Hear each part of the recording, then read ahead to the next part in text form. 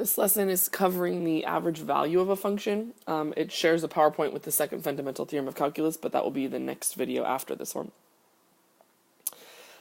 So the average value of a function is related to the mean value theorem for derivatives. Remember that first semester we talked about the mean value theorem, and essentially a summation of it said that if we're looking at a graph that's continuous and differentiable, then there has to be some derivative on the inside of an interval, or at the endpoint, where the slope of the tangent line is equal to the slope of the secant line. Or in other words, the average rate of change is equal to the instantaneous rate of change at least one time. This is the mean value theorem for integrals, which says that the area under the curve has to be equal to, you have to be able to find a point in the interval where the y value is equal to the average value of the function, or in other words, the area under the curve if you look at that rectangle. So here's a picture of it. So here's this function. You can tell the area under the curve in between 0 and 2 is this whole thing right here. Now if I draw this rectangle, obviously this rectangle is much too small. That does not have the same area as the area under this entire curve because we're missing a ton of it. Alternatively, this one is much too large. The exact area under the curve follows this line right here and goes down, and we have this huge extra piece of this rectangle that we don't want. This one, on the other hand, looks like it's probably a little bit more accurate. Notice that we're missing some of the area under the curve over here on this side of the rectangle, but we also have some extra area in the rectangle that's not under the curve over here. So these two areas look like they're about the same and that they could be equal to each other. So there has to be some c value where the height at that c value creates this rectangle, and that rectangle has the same area as the area under the curve. We call that the mean value theorem for integrals, or another way of saying it is that it's the average value of the function. So don't necessarily write down this, and actually I'm not a big fan of the way this is written either, so I'll write it the way you guys will see it written most often. Typically, for average value, we see it written like this. And I want you to write this into your notes.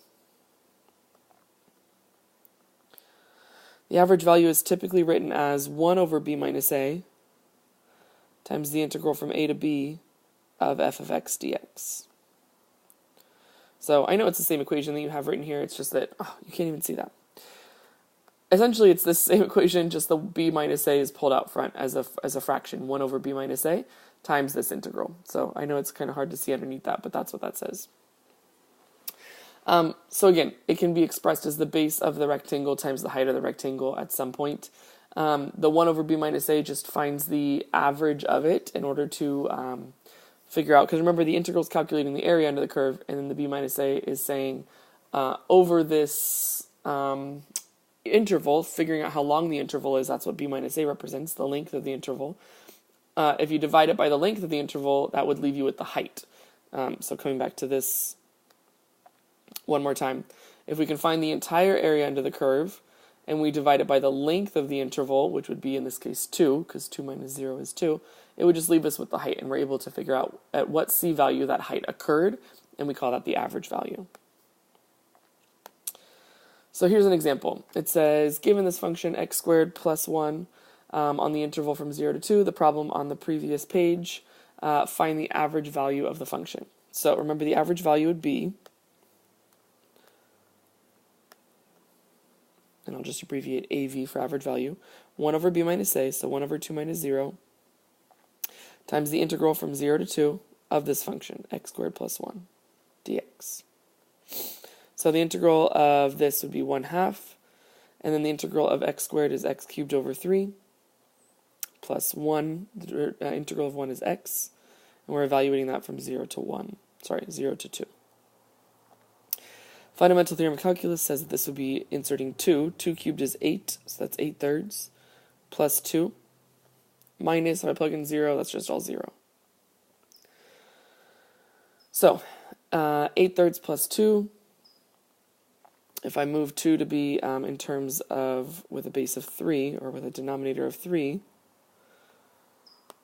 that would be 6/3, so 6 plus 8 gives me 14/3. And if I multiply 14/3 by 1/2, I end up getting 7/3. All right, so 7/3 is the average value of the function. And you guys can kind of see it down here as well. Here's the function itself. 7/3 is a little bit more than 2, so right up here, that's the average value of the function in between 0 and 2. So that's part A, that is the average value. Part B says, what value of C made that happen? So like, where does 7/3 occur on the x-axis? So like, it looks like it's a little bit more than 1. So to figure it out, we just set our function equal to 7/3. So that would be subtracting 1. So if we subtract 1, 7/3 minus 1 is 4/3. And if I take the square root, I get that x is equal to plus or minus the square root of 4/3, which is, we only need the positive one since it's in between 0 and 2. If I simplify this, that would be 2 over radical 3. If I wanted to rationalize it, it would be 2 radical 3 over 3. All of these I would accept, by the way. So that's the value that my average value occurs at. That's the x value that it occurs at. All right, here's another one. This one says, find the average value of this function. So remember, average value is 1 over b minus a, so 1 over pi minus 0, times the integral from a to b, 0 to pi, of sine of x dx. So this is 1 over pi. The integral of sine is negative cosine, and I'm evaluating that from 0 to pi. If I do the fundamental theorem of calculus, this would be negative cosine of pi minus a negative cosine of 0, which gives me 1 over pi times cosine of pi is negative 1, so this would be a negative 1, that's positive 1. Cosine of 0 is 1, so this would be a negative 1, which is also positive 1. So this is 1 over pi times 2, or 2 over pi. So the average value of sine of x on the interval from 0 to pi is 2 over pi.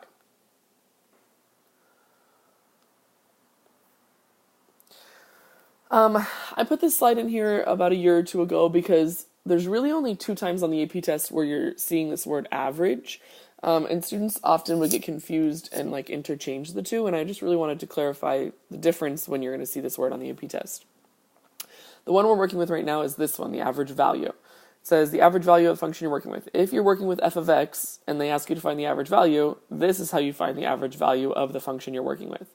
So in the last 2 examples we did it this way, 1 over b minus a times the integral from a to b of the function, and that will tell me the average value of the function. Versus average rate of change is something completely different, but also something we see on the AP test.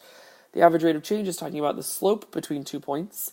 It says if you're working with a function, this would tell you the average of the derivative. So essentially it's the change in f of x over the change in x, which tells you how the average of how quickly it's changing. And again, there's 2 ways to find average value depending on which function you're working with. So, for example, if it asks you to find the average acceleration from t equals 9 to t equals 15 seconds, you could do it in 2 ways. Number 1, average acceleration could be coming from the average rate of change in velocity. So notice that if I do v of 15 minus v of 9 over 15 minus 9, this would tell me the average acceleration because it's the average rate of change of the velocity function. Versus, so this would be if I had the velocity function. If they gave me the velocity function and they said find the average acceleration, I would do it this way. Versus this, it says if I wanted to find the average acceleration but they gave me the acceleration function, then I would use the average value formula, which is 1 over b minus a times the integral from a to b of the acceleration.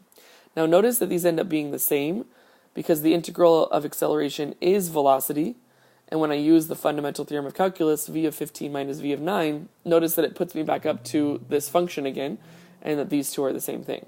Now, I just wanted to show you that, depending on what function they're giving you. So if they're giving you velocity, you would use the slope formula to find the average acceleration, but if they're giving you acceleration, just use the average value formula to find that. Alright, a couple problems before we're done today from previously released AP tests. And this one's from the calculator section, it's number 91. It says, what is the average value of y equals cosine of x over x squared plus x plus 2 on the closed interval from -1 to 3?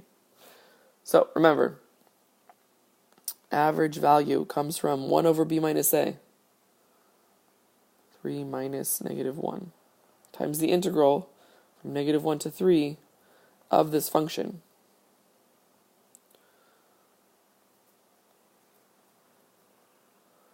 Now, because this is in the calculator section, you don't even need to write that down. As long as you knew how to put it into your calculator, you would just go straight into the math of it. You don't need to write it down since it's multiple choice. So take a minute and put that function into your y1.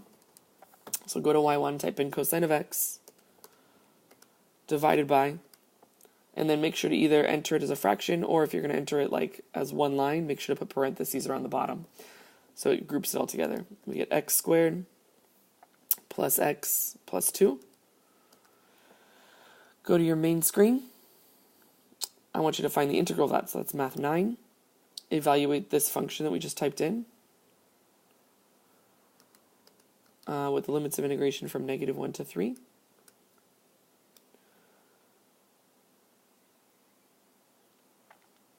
Notice, by the way, that if you do that without the 1 over b minus a part in the front, you get one of the answers. So far in my calculator, I've only typed in this part of it. I only evaluated the integral from negative 1 to 3 of cosine of x over this, and I got e, 0.732. But I haven't done this part yet. So notice that they'll put that in there to say, hey, did you remember that you also have to multiply by 1 over b minus a? So 3 minus a negative 1 would be 3 plus 1. That's 1/4. So I'm going to multiply by 1/4. If I multiply by 1/4, I end up getting 0.183, which is answer choice C. So again, keywords here, average value, and they want the average value of this function. That's why we're using the average value formula. All right, this one says, the velocity of a particle moving along the x-axis is given by that function. What is the average velocity of the particle? So again, let's go back to that slide from we won't actually physically go back, but in your mind, go back to that slide from a few slides ago. They want the average velocity, and they're giving us the velocity function. So if they want the average velocity giving us the velocity function, we should use the average value function. So this is 1 over b minus a, 3 minus 0, times the integral from 0 to 3 of that velocity function. And again, this is the calculator section, so go ahead and hop right into it. For y equals, type in the velocity function. E to the power of x plus x e to the power of x. Go to your main screen, math 9. Evaluate the integral of this function with the limits of integration from 0 to 3.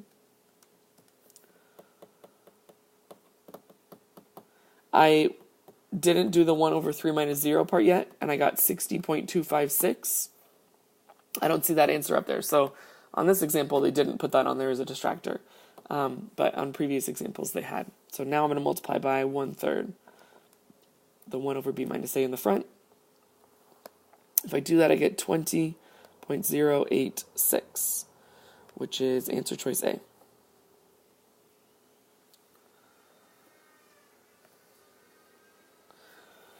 All right, from the 2003, again, this is a calculator question. I don't think you're actually going to need it on this question, though, even though you're allowed to use it. I don't think it's helpful. It says on the closed interval from 2 to 4, which of the following could be the graph of the function with the property that 1 over 4 minus 2 times the integral from 2 to 4 of f of t dt is equal to 1.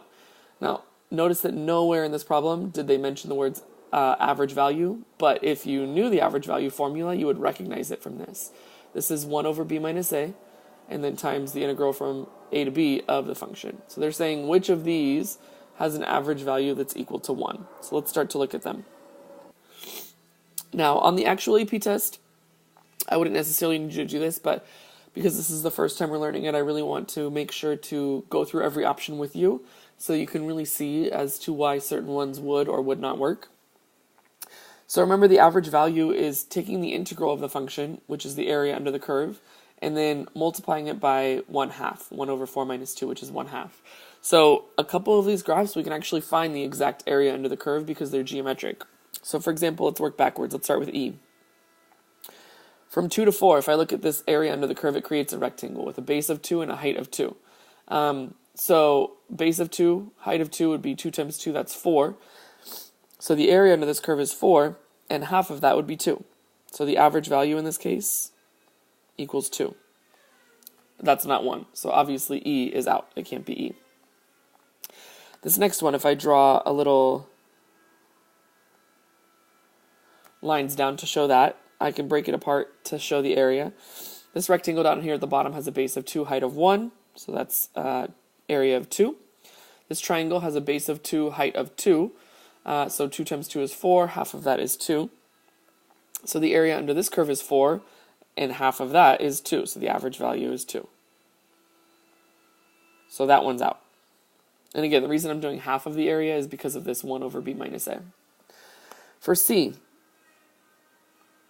the area under the curve here, from 2 to 3, has a base of 1, height of 2, so 1 times 2 is 2.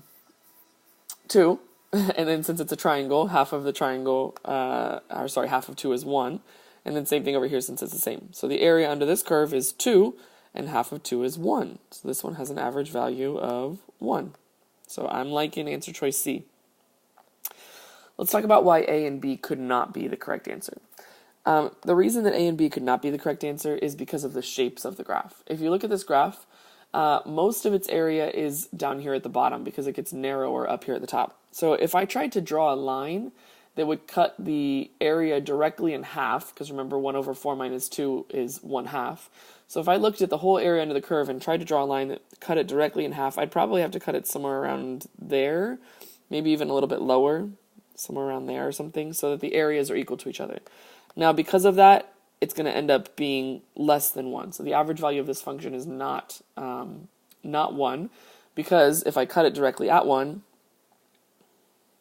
you guys can see that there's more area underneath that line than there is above it. So that's not half and half. Same thing with this one. If I cut this one directly at 1, notice how much more area is underneath the graph than there is on top of the graph. So that's not cutting it directly in half either.